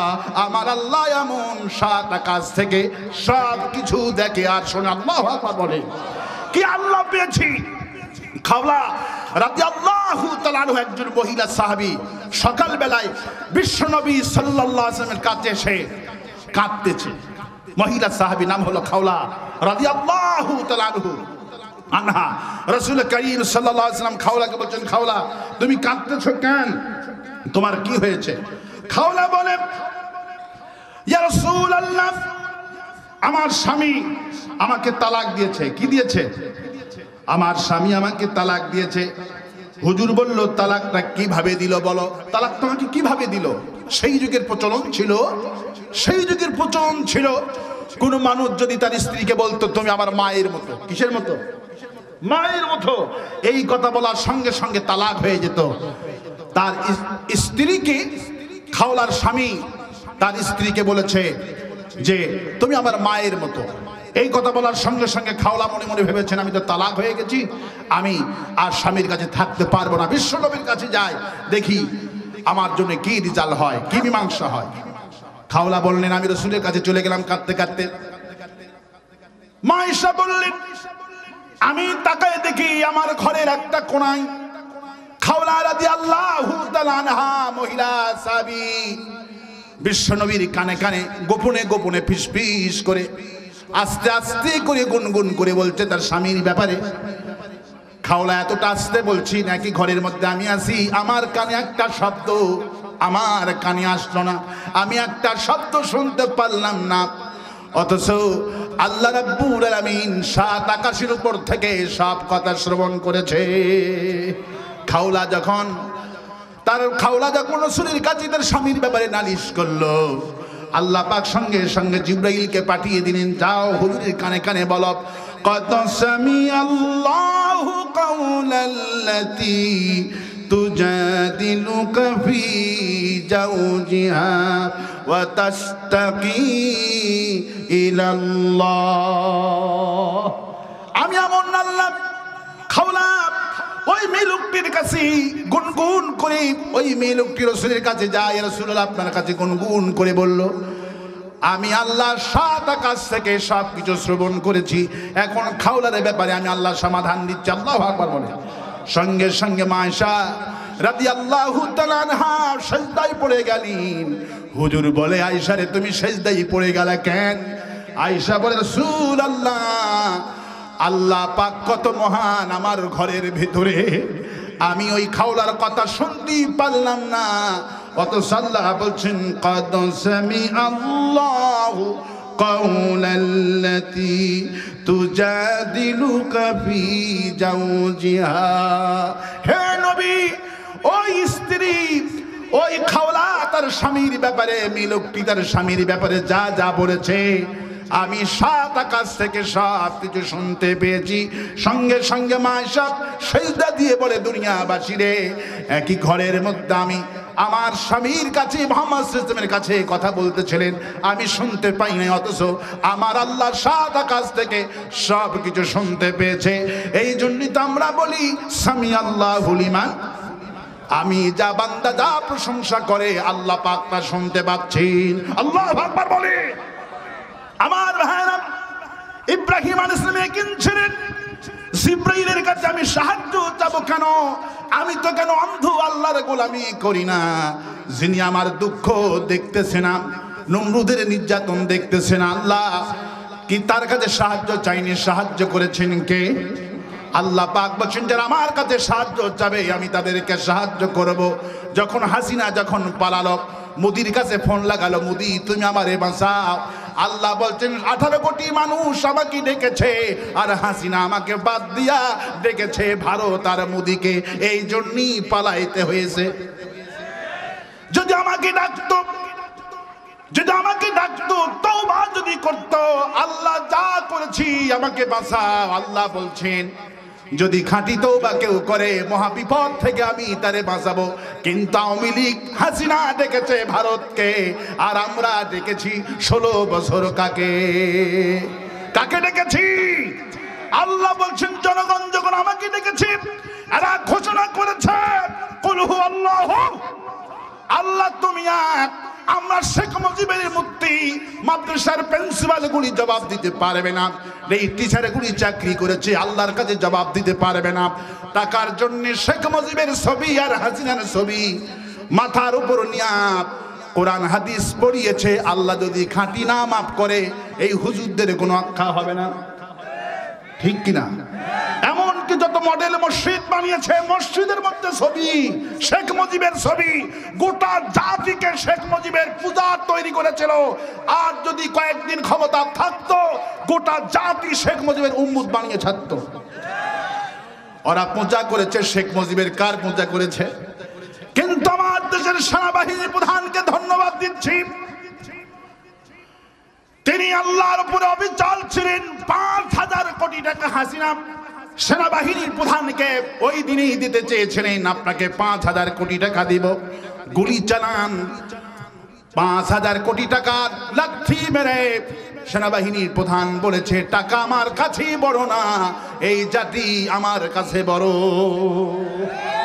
আমার আপন ছোট ভাই, আমরা 2 ভাই, আমার আপন ছোট ভাই আব্দুর রাজ্জাক সেনাবাহিনীর বড়, সেনাবাহিনীর শিক্ষক, উনি আমাকে আগেই বলেছিল এই সেনাবাহিনী অফিসার দিয়ে আল্লাহ একটা বিপ্লব ঘটাবে। আল্লাহু আকবার বলি। সেনাবাহিনী প্রধান যদি আমাদের পক্ষে না থাকতো, সব মানুষগুলি মেরে ফেলে দিত, অবস্থা ভয়াবহ হতো। কিন্তু আল্লাহ এমন আল্লাহর মাহবুব বান্দা বানিয়েছেন। সেনাবাহিনীর প্রধানের দিকে তাকাবেন, সেনাবাহিনী প্রধান বলেছে শেখ মুজিবের কাহিনী সব বই বাতিল করে এমন জানুয়ারি মাসে আপনার সন্তানকে বই পুস্তক তুলে দেওয়া হচ্ছে, যাতে করে প্রাথমিক জ্ঞান প্রাইমারি থেকে শুরু হবে ইনশাআল্লাহ। আল্লাহু আকবার বলেন। সেনাবাহিনী প্রধান বলেছেন, সেদিন দেখলাম সেনাবাহিনী একজন শিক্ষক বলছে, স্যার আমরা এক মাদ্রাসা বানাবো ক্যান্টনমেন্টের মধ্যে, আপনি অনুমতি দেন, আমাদের বাচ্চারা কোরআন পড়তে পারে না। উনি বলছেন আমাদের দেশের শেখ হাসিনার সমস্ত পাঠ্যপুস্তক বাতিল করে ধর্মীয় জ্ঞান কোরআন হাদিস দিয়ে সাজানো হয়েছে, আপনার সন্তান মাদ্রাসায় পড়েও যা হবে, প্রাইমারি স্কুলে পড়েও সেটা হবে। আল্লাহু আকবার বলে। আমার বন্ধুগণ, আমরা ডেকেছিলাম কাকে? কাকে ডেকেছি? আল্লাহ বলছেন দেশের মানুষ যখন আমাকে ডাকলো আমি তখন পাকড়াও নিজে করলাম। ইন্না বাতশা রাব্বিকা লাশাদীদ, আমার পাকড়াও যখন এসে গেল তখন দুপুরের খাওয়াটাও দেশে খেতে পারলো না। আরো আস্তে কোন ঠিক, আরো আস্তে কোন ঠিক। আমার ভাইরা, বিজয়টা কে দিয়েছেন? বিজয়টা কে দিয়েছেন? আল্লাহ পাক বলছেন নাসরুম মিনাল্লাহি ওয়া ফাতহুন করিব ওয়া বাশশিরিল মুমিনিন। নবী আপনার সাহাবীদেরকে ধৈর্য ধারণের কথা শোনান, মার খান, জেলে যান, শহীদ হন, আল্লাহর সাহায্য আসবে, আল্লাহর সাহায্য আসবে, বিজয় আল্লাহ দিবেন। ওরা পালাবে, আমরা কোনোদিন পালাবো না। জালেমরা সব জায়গা থেকে পালায়, বাশার আল আসাদ পালাইছে আমার সিরিয়া থেকে, জালেমেরা পালানো শুরু করছে। আগামীর ভবিষ্যৎ, কোরআনের ভবিষ্যৎ, আগামীর বিশ্ব হবে কোরআনে কারিমের বিশ্ব। আল্লাহু আকবার বলেন। ভয় পাওয়ার কোনো কারণ নাই, হতাশ হওয়ার কোনো কারণ নাই। আল্লাহ পাক বলছেন যখন কোন জাতি আমাকে ডাক মারে আমি আল্লাহ তার ডাকে শুনি। শক্তি দিয়া কোনোদিন বিজয় লাভ হবে না, বিজয় লাভ হবে কেবলমাত্র আল্লাহ প্রদত্ত শক্তি দিয়ে। বদরের দিনে বিকেল বেলায় সদুরই রমজান, সাহাবীরা খেতে খেতে না খেয়ে রোজা রাখছিলেন। কত কষ্ট সাহাবীদের রোজার দিনে। যুদ্ধ করো তরবারি চালা, একটা তরবারি ওজন হলো 15 কেজি, 8 কেজি, 5 কেজি ওজনের তরবারি চালানো কম শক্তির প্রয়োজন নাই। বিশ্বনবী ওজন যে তরবারি চালাতেন সেই তরবারি ওজন হলো 18 কেজি। আল্লাহু আকবার। বিশ্বনবী যে লোহার হেলমেট ব্যবহার করত এটা ছিল 50 কেজি ওজন। আল্লাহু আকবার। আমার ভাইরা, আল্লাহ পাক বলছেন আমি বিএনপিদেরকে বললাম, জামাত ইসলামী লোকদেরকে বললাম, রাজনৈতিক নেতাদের বললাম, জামাত বিএনপি কোন এই বিজয়ের কোন বিন্দু পরিমাণ কোনো অবদান নাই। অবদান কেবলমাত্র মাস্টার প্ল্যান করেছে আরশে আজিম থেকে আল্লাহ রাব্বুল আলামিন।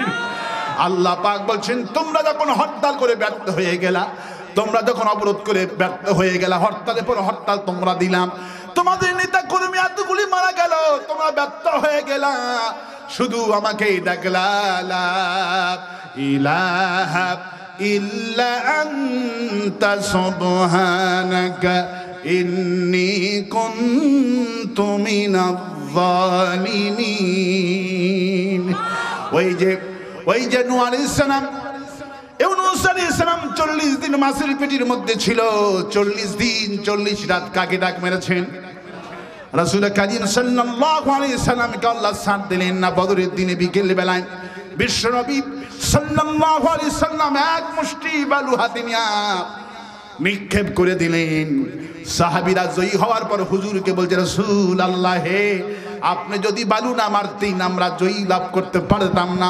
আল্লাহ এতটুকু বরদাস্ত করেননি, তাহলে আপনি কিভাবে বলতে পারেন কোন দল এই জিহাদ এই হাসিনাকে পালানোর জন্য আন্দোলন করেছে? বিশ্বনবীকে আল্লাহ ছাড় দেয় নাই, সাহাবীদেরকে ছাড় দেয়নি। কেন? সাহাবীরা বলল বিশ্বনবীর হাতের বালুতে আমরা জয়যুক্ত হয়েছি। আল্লাহ পাক এতটুকু বরদাস্ত করলেন না, সঙ্গে সঙ্গে আয়াত নাজিল করলেন ওয়ামা রামাইতা ইয রামাইতা ওয়ালাকিন্নাল্লাহ রামা। হে নবী আপনার সাহাবীদের বলে দেন এই বালুগুলি আপনি নিক্ষেপ করেননি, এই বালুগুলি আমি আল্লাহ নিক্ষেপ করেছি। আপনি হত্যা করেননি, আমি আল্লাহ নিজেই হত্যা করেছি। রাসূলুল্লাহ সাল্লাল্লাহু আলাইহি ওয়াসাল্লাম যখন বালুগুলি নিলেন, আল্লাহ পাক বলছেন বালুগুলি আপনার তো 10 হাত, আপনার বালুগুলি 10 হাত অথবা 5 হাত যেত।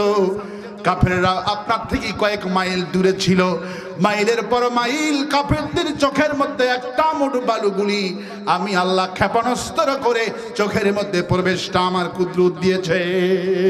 ওয়ামা রামাইতা ইয রামাইতা ওয়ালাকিন্নাল্লাহ রামা। আপনি নিক্ষেপ করেননি, আমি বালু নিক্ষেপ করেছি। কে নিক্ষেপ করেছে?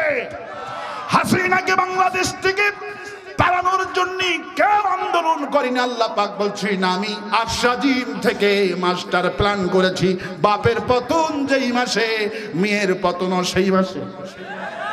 আরো আস্তে কোন ঠিক, আরো আস্তে কোন ঠিক আমার ভাইরা। কারণ আমরা কাকে ডাকবো, কাকে ডাকবো? জালিমেরা সেটা জীবন ক্ষমতা থাকতে চায়, ওরা মনে করে আমরা চিরস্থায়ী। কিন্তু আল্লাহ বলছেন তোমরা চিরস্থায়ী নয়, চিরস্থায়ী আমি আল্লাহ। আল্লাহু লা ইলাহা ইল্লা হুয়াল হাইয়ুল কাইয়্যুম। আমি চিরঞ্জীব, আমি কেবলমাত্র চিরস্থায়ী। হে বিশ্বের মানুষেরা, আমি আল্লাহর গোলামি করো, আমি আল্লাহর প্রশংসা করো। তোমাদের নাম বই পুস্তকে থাকতে হবে না, তোমাদের নাম আমি কিয়ামত পর্যন্ত তোমাদের সম্মান মানুষের মুখে মুখে রেখে দিব। এই যে মসজিদ বানানো হচ্ছে, যার বাড়িতে খাওয়া দাওয়া করলাম, লোকেরা আমাকে বললো হুজুর ইনি অনেক টাকা দান করেছে মসজিদের জন্য। আপনারা দান করতেছেন শুনতে পারলাম। যারা এই মসজিদের পক্ষে থাকবে টাকা দিচ্ছেন, বেশি অঙ্কে টাকা দিচ্ছেন, খাটাখাটনি করতেছেন, লোকদের মুখে মুখে লোকটার কথা আল্লাহ কিয়ামত পর্যন্ত গুলো বলে দিবে অমুক লোকের অবদান ছিল এই মসজিদে বেশি। আল্লাহ বলছেন সবাই হিংসা করবে, কিন্তু আমাকে যে ডাকবে আমার তো কোনো হিংসা নাই। আমি আল্লাহ বড়, যে আমার প্রশংসা করবে আমি তাকে বড় বানায় দিব। আল্লাহু আকবার বলি। এই জন্য সাহাবীদের ইতিহাস শুধু আমরা বাংলা ভাষাভাষী বিলালের নামটা জানি না, গোটা পৃথিবীর মানুষ সমস্ত ভাষায় বিলালের নামকে আল্লাহ পাক স্মরণ করিয়ে দিয়েছে। আল্লাহু আকবার বলে। সুতরাং মরবো কার জন্য, বাঁচবো কার জন্য? আল্লাহ পাক নবীকে বলছেন, নবী ঘোষণা করেন কুল ইন্না সালাতি, পড়েন কুল ইন্না সালাতি ওয়া নুসুকি ওয়া মাহইয়ায়া ওয়া মামাতি লিল্লাহি রাব্বিল আলামিন। বলো আমার নামাজ, আমার কুরবানি, আমার হায়াত, আমার মরণ, যা কিছু হবে সব কিছু হবে কার জন্যে? নামাজ পড়বো কার জন্যে? হরতাল করবো কার জন্যে? ভোট দিব কার জন্যে? বউকে পিটাবো কার জন্যে? খবরদার বউ পিটাবেন, খবরদার বউ পিটাবেন না। রাসূল কারীম সাল্লাল্লাহু আলাইহি ওয়াসাল্লাম বললেন খায়রুন নাস আহলিহি, ওই পুরুষ ভালো পুরুষ যেই পুরুষ তার বিবির কাছে ভালো হয়ে যায়। আল্লাহু আকবার। কতটুকু বলেই বিশ্বনবী বললেন আমি আমার বিবিদের কাছে সর্বোত্তম ব্যক্তি। আল্লাহু আকবার। মা আয়েশা বললেন 9 বছর বয়সে বিশ্বনবীর ঘরে আমি গেলাম, হাফ গিলাস দুধ ছাড়া কিছুই পেলাম না, কিন্তু ঘরের দিকে তাকায় দেখি পুরা ঘরটা আমার জন্য ভালোবাসা দিয়ে ভরা আছে। আল্লাহু আকবার বলে। আমি ভালোবাসি তোমাকে, তুমি ভালোবাসো আমাকে। পড়েন আমি ভালোবাসি তোমাকে, তুমি ভালোবাসো আমাকে। আমাদের দুজনের ভালোবাসা আল্লাহ যেন দেয় জান্নাতে। বলে আমিন।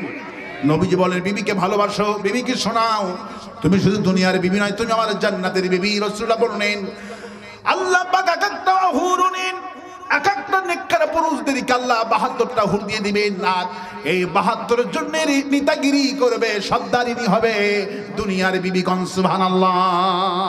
আল্লাহু আকবার বলেন। দুনিয়ায় তো আল্লাহ সম্মান দিয়েছেন, জান্নাতের মধ্যে দুনিয়ার বিবি হবে জান্নাতি হুরদের নেতা। কোন সুবহানাল্লাহ।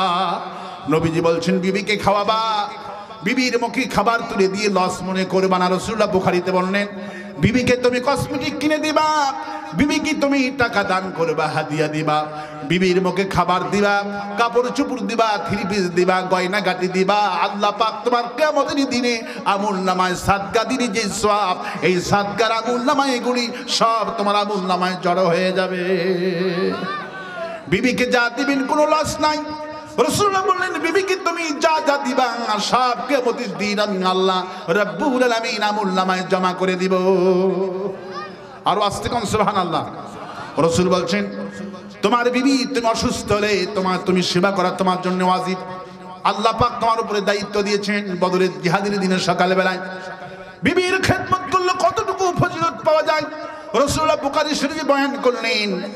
যেদিন আমি পড়েছি চোখ থেকে দর দর করে পানি আমার পড়ে গেল। আমার ভাইরা লক্ষ্য করেন, বদরের দিনে বিশ্বনবী সাল্লাল্লাহু আলাইহি ওয়াসাল্লাম সকালবেলা এডি করছেন সাহাবীদেরকে নিয়ে জিহাদে যাবেন। হঠাৎ করে ওসমান রাদিয়াল্লাহু তাআলা আনহু বিশ্বনবীর জামাই কেঁদে কেঁদে বলতে, রাসূলুল্লাহ আমার মনে হয় বদরে আমি জিহাদে যেতে পারবো না, আপনার কন্যা আমার স্ত্রী অসুস্থ হয়ে গেছে। নবী আকাশ ভেঙে মাথায় মনে হয় পড়ে গেল। নবী বলে, ওসমান তুমি কি বলো? এই জিহাদের ময়দানে আমি যদি শহীদ হয়ে যাই, আবু বকর শহীদ নেতা হয়ে যাবেন, সর্দার হয়ে যাবেন, দায়িত্ব নেবেন। আবু বকর মরে গেলে, শহীদ হয়ে গেলে তুমি দায়িত্ব নেবা। তুমি মরে গেলে ওসমান, ওমর নেবে, ওমর মরে গেলে আলী নেবেন। আমি এইভাবে সিরিয়ালের মতো করেছি, তুমি 3 নম্বরে জিহাদের সেনাপতি, তুমি কেন যাবা না? ওসমান বলে, রাসূলুল্লাহ আমার স্ত্রী আপনার কন্যা রাত থেকে ভীষণ অসুস্থ হয়ে গেছে, আমি জিহাদে যাব না, আমি বিবির খেদমত করব। আমার ভাইরা হঠাৎ করে জিবরাইল আমিন আসসালামু আলাইকা ইয়া রাসূলুল্লাহ, হুজুর ওসমানকে বিবির খেদমতের পারমিশন দিয়ে দেন, আল্লাহ আমাকে পাঠিয়েছেন, জিহাদে যাওয়া লাগবে না।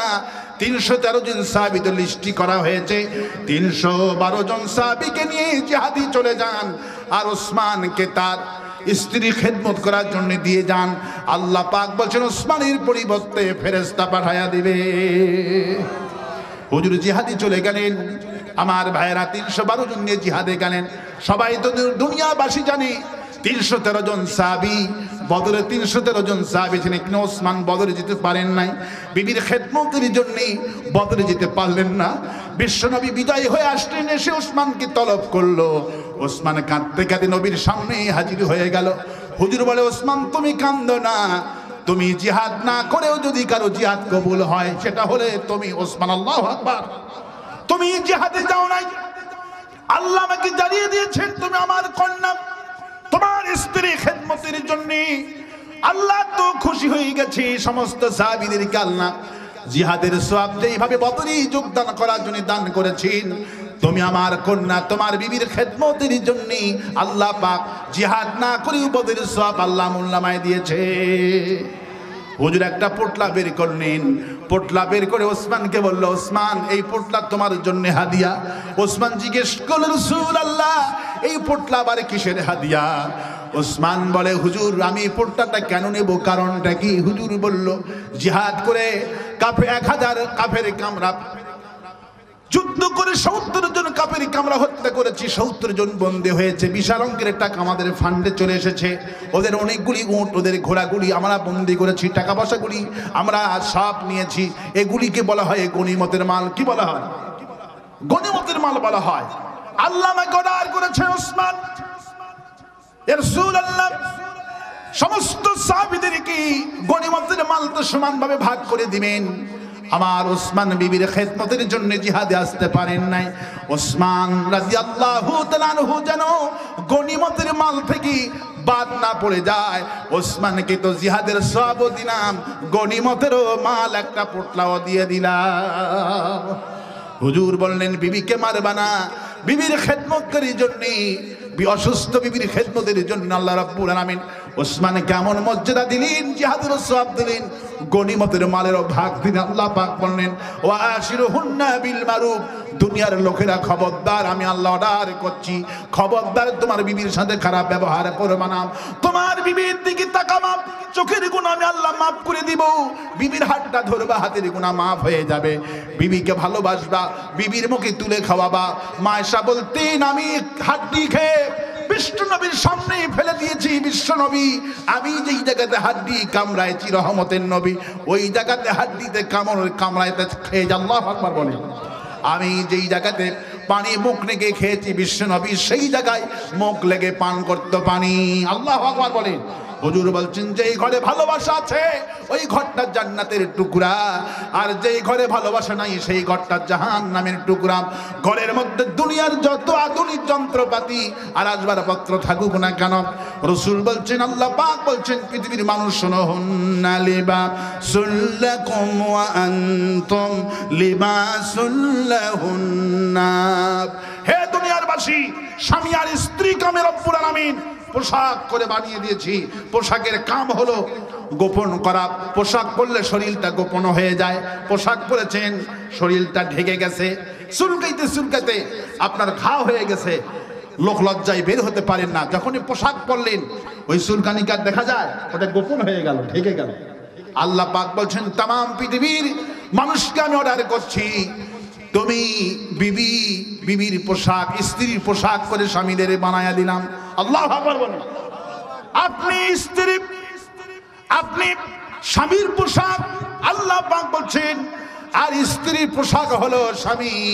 সাহাবীরা জিজ্ঞাসা করলেন রাসূলুল্লাহ, পোশাক তো শরীর ঢেকে ফেলায় বুঝলাম, কিন্তু আমি আমার বিবির কি ঢেকে রাখবো? হুজুর বললেন, তোমার বিবি যখন কোনো ভুল কাম করবে, তোমার বিবি যখন কোনো ভুল কাম করবে, অকাম করবে, তুমি তোমার বিবিকে তালাক দিবা না, মারবা না। ওয়াশিরুহুন্না বিল মারুফ, বিবির সাথে ভালো ব্যবহার করা আল্লাহ ফরজ করে দিয়েছেন, নফল করে দেয় নাই। বিবিকে মহরাত দেওয়া যেমন ফরজ, ভালো ব্যবহার করাটাও তেমন ফরজ। আমার ভাইয়েরা, রাসূলুল্লাহ বললেন কাপড় পরলে যেমন শরীরটা ঢেকে যায়, তোমার বিবি যখন কোনো ভুল কাম করবে, এই ভুল কামগুলি গোপন করে দিও। পোশাক যেমন তোমার অঙ্গ প্রত্যঙ্গগুলি গোপন করে ঢেকে রাখে, কেউ দেখতে পারে না। তোমার বিবি যখন কোনো ভুল কাম করবে, এই ভুলের কথা বাপ মা ওকে বলো না, পাড়া প্রতিবেশী কাউকে বলো না, বিবির কানে কানে বলো, বিবি উলাইকাল মুকাররাবুন, আমি আল্লাহর সন্তুষ্টির জন্য তোমার এই ভুলগুলি আমি ক্ষমা করে দিলাম। আমি তোমাকে তালাক দিতে পারতাম, মারতে পারতাম, তোমার আপনজন বলতে আমার বাড়িতে কেউ নাই, আমি তোমাকে প্রহার করতে পারি, আমি আল্লাহর খুশির জন্য তোমাকে মারব না। আল্লাহ বলেছেন স্ত্রীর পোশাক হলো স্বামী গোপন করে দিবে, তোমার যত দোষ আছে, দোষ আছে, আমি সবগুলি গোপন করে দিলাম। আল্লাহ এতটা খুশি হয়ে যায়, আল্লাহ ডেকে ডেকে ফেরেশতাদের বলে ওর বাড়ির সামনে চলে যাও, যে লম্বা করে একটা ঘোষণা দাও, আল্লাহ তোমাকে এতটা ভালোবেসেছেন, তুমি যে এইভাবে তোমার বিবিকে ক্ষমা করে দিয়েছো, তোমার বিবিকে মাফ করে দিয়েছো, আল্লাহ তোমার জিন্দেগির সমস্ত গুনাহগুলি আল্লাহ মাফ করে দিয়েছে। হুজুর বললেন ওই স্বামী জান্নাতি বিবিকে বারবার ভুলগুলি মাফ করে দেয়, আর বলে বিবি রে, আমি অ্যাকশন নিতে পারতাম তোমার ভুলের কারণে, উলাইকাল মুকাররাবুন, আমি আল্লাহর সন্তুষ্টির জন্য আমি তোমার গায়ে হাত তুলব না, আমি তোমাকে বকাও দিব না, আমি তোমাকে মাফ করে দিলাম। হুজুর বললেন, বুখারী শরীফে এসেছেন, যে ব্যক্তি স্ত্রীকে মাফ করতে পারে, স্ত্রীর দোষগুলি গোপন করতে পারে, আল্লাহ পাক ওই স্বামীর জিন্দেগির গুনাহগুলি মাফ করে আল্লাহ পাক তাকে জান্নাত নসিব করে দেয়। হুজুর বলছেন মাফটা আল্লাহর কাছে এত পছন্দনীয়, জানাজাতে আমরা সবাই শরীক হয়ে বছরে কয়েকবার, যখন ছেলে বাপের খাটনি নিয়া, যখন ছোট্ট ছেলে বাপের জন্য মাপ চেয়েছি বলে, আমার গ্রামের চাচারা বাবারা, আমার আব্বাটা ইন্তিকাল করেছে, আপনাদের মাঝে আমার আব্বাটা বড় হয়েছে অনেক দিন, আপনাদের কাছেই লালিত পালিত হয়েছে, আমার আব্বা যদি কোনো ভুল করে থাকে আমার আব্বাকে মাফ করে দিবেন, আর যদি কেউ ঋণ করে থাকে আমাকে বলবেন, আমার আব্বার ঋণ আমি পরিশোধ করার চেষ্টা করব। এইভাবে করে যখন সন্তান বাপের জন্য মাপ চায়, নবীজি বললেন ওই মাইয়াদের জানাজায় যতগুলো লোক এসেছে, মনে মনে যে ভাইটা বলবে, আল্লাহ আমার এই ভাইটা জীবনে আমার সাথে অনেক অপরাধ করেছে, না বুঝে আমার সাথে অনেক তর্কতে লিপ্ত হয়েছিল, আল্লাহ আজকে ছেলে যখন বাপের জন্য মাপ চায়, আমি আজকে মনে মনে, এতগুলি লোক তো এসেছে, আল্লাহ আমি আমার মরা ভাইটাকে মাফ করে দিলাম। হুজুর বললেন আল্লাহ এত খুশি হয়ে যায়, হাজার হাজার লোক উপস্থিত থাকে, যেই বান্দাটা মরা ভাইটাকে মাফ করে দিল, আল্লাহ পাক বলেন মাসুম করে দিলাম। বললাম যা, তুই যখন তোর মরা ভাইটাকে মাফ করে দিলি, আমি আল্লাহ তোর জিন্দেগির গুনাহ মাফ করে দিলাম, তোর জীবনকে আমি এমন পবিত্র করে দিলাম, মনে হয় সকালবেলা একটা শিশু ভূমিষ্ঠ হলেই যে এইরকম পাপ মুক্ত সাদা হয়ে থাকে, তোর আমুলনামাগুলি অন্তরগুলি সাদা বানায়া দিলাম। রাসূলুল্লাহ বললেন ওই পুরা জানাজাটা যে ব্যক্তি তার ভাইকে মাফ করে দিল, আল্লাহ পাক বললেন আমি ওই বান্দার ওসিলা করে পুরা জানাজাটা আমি আল্লাহ কবুল করে নিলাম। কুল হুয়াল্লাহু আহাদ, বলেন কুল হুয়াল্লাহু আহাদ আল্লাহুস সামাদ লাম ইয়ালিদ ওয়া লাম ইউলাদ ওয়া লাম ইয়াকুল লাহু কুফুয়ান আহাদ। আল্লাহ এক। আল্লাহ কয়জন? আমাদের জীবন যাবে, দাজ্জাল সামনে আসতেছে, দাজ্জাল এসে বলবে আমি তোর রব, আমাকে সিজদা কর। আমার ভাইরা যারা মুমিন তারা বলবে রব্বি আল্লাহ আহাদ, আমার রব একজন। মুমিন বান্দাগুলি দেখতেই পারবে তার কপালে কাফের লেখা আছে মুমিন বান্দারা দাজ্জালকে রব স্বীকার করবে না। মুমিন বান্দা বলবে আমার রব একজন। আমার রব কয়টা? কয়টা রব? একটা রব। কবরের প্রশ্ন মান রব্বুকা, তোমার রবকে। আল্লাহু আকবার বলি। আমার ভাইরা যারা 5 ওয়াক্ত নামাজি ঘোষণা করে আলহামদুলিল্লাহি রাব্বিল আলামিন, যারা আল্লাহর কোরআন তেলাওয়াত করে রবের ঘোষণা দেয়, আল্লাহ পাক বলছেন যারা আমার রবকে নামাজি ঘোষণা দিল আমি রব, এদের যখন প্রশ্ন করা হবে মান রব্বুকা, লোকটা জবাব দিবে রব্বি আল্লাহ, আমি 5 ওয়াক্ত নামাজি পড়েছি আলহামদুলিল্লাহি রাব্বিল আলামিন। আল্লাহ আমাদের কবর এইভাবে তোমার প্রশ্নে মুনকির নাকিরের প্রশ্নের জবাব দিতে পারি, আল্লাহ তৌফিক দেয় বলে আমি আর আসতে বলি আমি।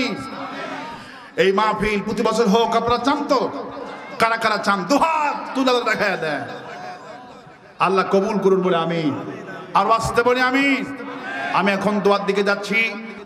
আল্লাহুম্মা আমিন। রব্বানা যালামনা আনফুসানা ওয়া ইল্লাম তাগফির লানা ওয়া তারহামনা লানাকুনান্না মিনাল খাসিরিন। সবাই বলে রব্বানা যালামনা আনফুসানা ওয়া ইল্লাম তাগফির লানা ওয়া তারহামনা লানাকুনান্না মিনাল খাসিরিন। হায় আল্লাহ, আরশ-আজিম থেকে তাকায়া দেখো, আমরা কোন প্রধানমন্ত্রীর কাছে হাত তুলি নাই, কোন খাজা বাবার দরবারে হাত তুলি নাই, হাত তুলেছি ওই বিশাল আকাশের মালিকের কাছে। হায় আল্লাহ, এই পাঠানপাড়া হাই স্কুল ময়দানের দিকে তাকাও। আমি তোমার সূরা ইখলাস থেকে আলোচনা করে ভিক্ষুকের মতো হাত উত্তোলন করেছি। আলোচনায় তুমি যা খুশি হয়েছ বিশ্বনবী, বিশ্বনেতা জনাবে মুহাম্মদ রাসূলুল্লাহ সাল্লাল্লাহু আলাইহি সাল্লামের রূহ মুবারকে পৌঁছায় দাও। আর এখানে যারা আমিন আমিন বলছে, এদের মধ্য থেকে আব্বা জান যারা হারালো, আম্মা জান যারা হারালো, আল্লাহ মায়ের কথা কতদিন হয়ে গেল আর শুনতে পাই না। গোটা দুনিয়ার খবর বাড়িতে বসে থেকে পাওয়া যায়, কিন্তু আমার বাপ মায়ের খবর পুকুর পারে বাঁশের ঝাড়ে বছরের পর বছর চলে গেল, কোন হালতে আছে আল্লাহ জানি না। আমার মা বাপের কবরগুলি জান্নাতের বাগান বানায়া দাও। ও রব্বির হামহুমা কামা রব্বায়ানি সগীরা। সবাই পড়েন ও রব্বির হামহুমা কামা রব্বায়ানি সগীরা। হায় আল্লাহ, আমাদের বাপ মা যাদের বেঁচে আছে হায়াতটা দারাজ করে দিও। তাদের দিকে তাকালে রাসূলুল্লাহ বললেন প্রতি পলকে পলকে আল্লাহর সওয়াব আমলনামায় দিয়ে দিবে। এই নিয়ামত যারা হারাইছে তারা বুঝে কি নিয়ামতটা হারাইছে। বাপ মা যাদের বেঁচে আছে হায়াতটা দারাজ করে দিও, তাদের খেদমত করে জান্নাত অর্জনের তৌফিক দান করে দিও। হায় আল্লাহ, আমাদের স্ত্রী আমাদের সন্তান তোমার বড় নিয়ামত। ওমর রাদিয়াল্লাহু তাআলা আনহু স্ত্রী আর সন্তানের জন্য এইভাবে দোয়া করত।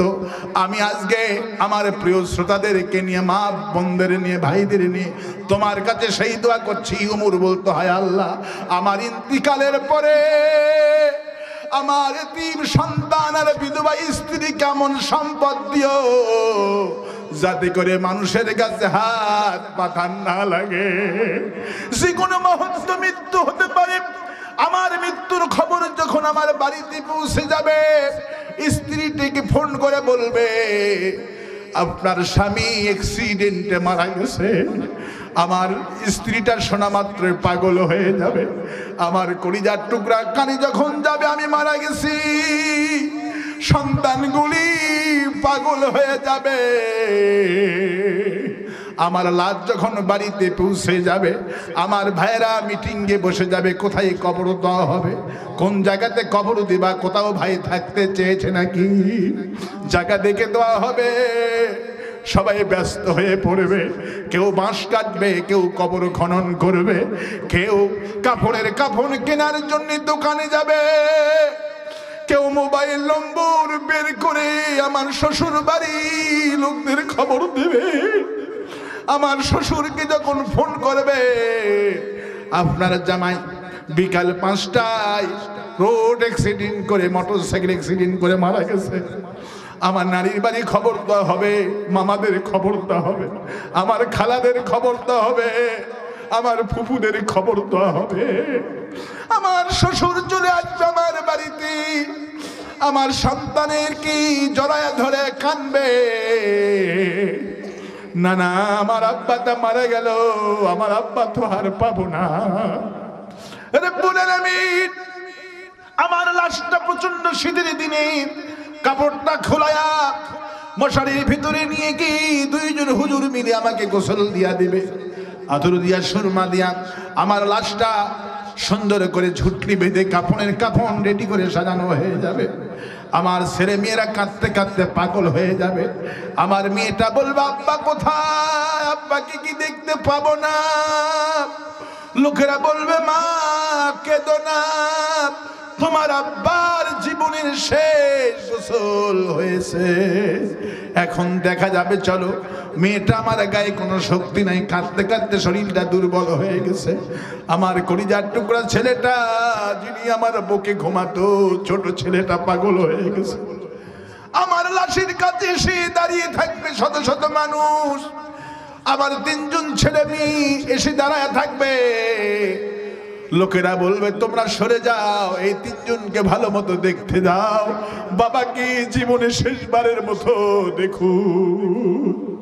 মেয়েটা বলবে, আব্বা আপনার মতো করে আগামীকাল থেকে কেউ আর আমাকে কলেজে নিয়ে যাবে না, কেউ আর আমাকে মাদ্রাসায় স্কুলে নিয়ে যাবে না, আমার ছোট ভাইটাকে সকালে কেউ আর মাদ্রাসায় নিয়ে যাবে না, আমার মতো করে প্রতিটা দিন কেউ আর খাওয়ার জিনিস নিয়ে আসবে না, ঈদের দিনে কেউ আর নতুন জামা কাপড় আমাদেরকে কিনে দিবে না।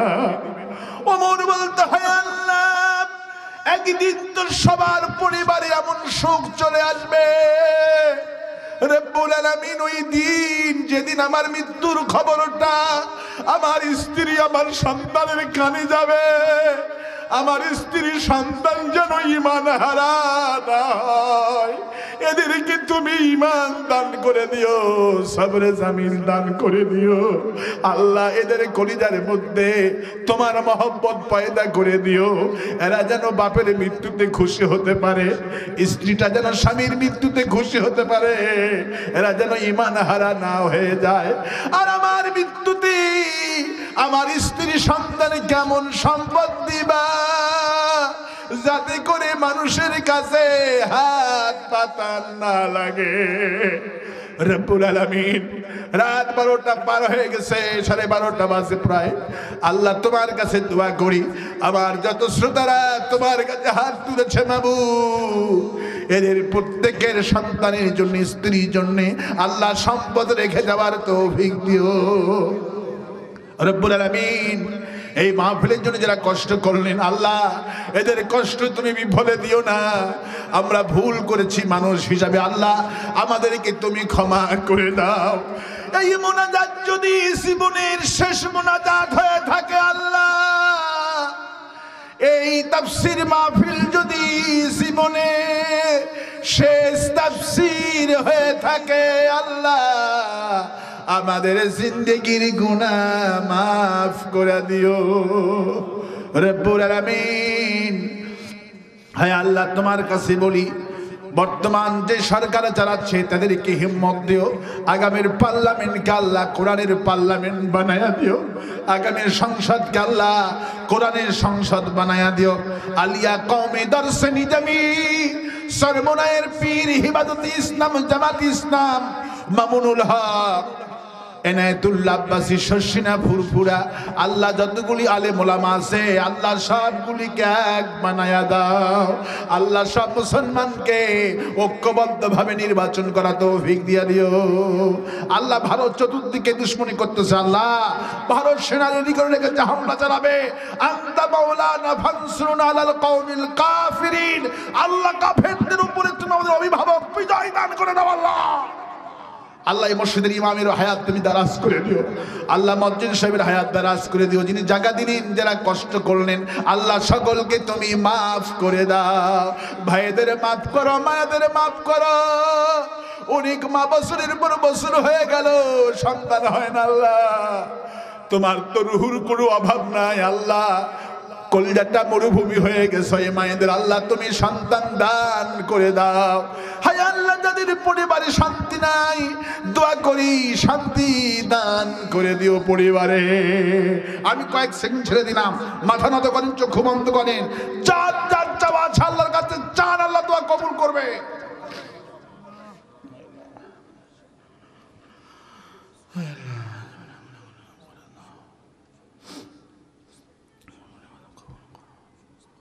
হায় আল্লাহ তাআলা তোমার বান্দারা বান্দিরা মনে মনে যেটা চাইলো আল্লাহ মনের নেক আশাগুলি পূরণ করে দিও রব্বানা তাকাব্বাল মিন্না ইন্নাকা আনতাস সামিউল আলিম ওয়া তুব আলাইনা ইন্নাকা আনতাত তাওয়াবুর রহিম সুবহানা রাব্বিকা রাব্বিল ইজ্জাতি আম্মা ইয়াসিফুন ওয়া সালামুন আলাল মুরসালিন والحمد لله رب العالمين واجعل آخر كلامنا عند الموت لا إله إلا الله محمد رسول الله السلام عليكم ورحمة الله